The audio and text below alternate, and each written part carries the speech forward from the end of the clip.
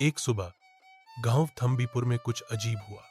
सूरज चमक रहा था, हवा हल्की बह रही थी, लेकिन कुछ तो अलग था।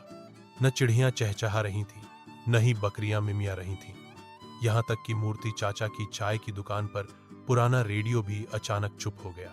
और तभी धूल भरी सड़क पर कुछ भारी कदमों की आवाज आई। गांव के लोग हैरानी से देखने लगे। वह था एक बहुत बड़ा मुर्गा, नारियल के पेड़ जितना ऊंचा, उसकी चमचमाती पंख जैसे रेशम, और उसकी बड़ी बड़ी आंखों में कुछ गहरी समझ झलक रही थी।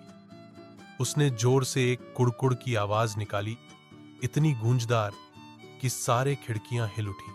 छोटी मीना सबसे पहले बोली, अम्मा, क्या ये मुर्गा हमें खा जाएगा? उसकी मां ने धीरे से कहा, नहीं बेटा, ये तो कुछ ढूंढता हुआ लग रहा है। मुर्गा आगे बढ़ा, धीरे धीरे। बच्चे पीछे पीछे दौड़ने लगे। कुछ लोग छतों से झोंक रहे थे। चाय की दुकानों की बातों का विषय अब सिर्फ एक था, बड़ा मुर्गा क्यों आया?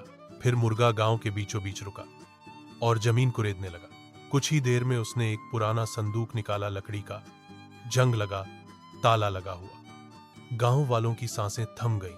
मूर्ति चाचा ने कांपते हाथों से संदूक खोला और अंदर था एक नोट और ढेर सारी पुराने सिक्के।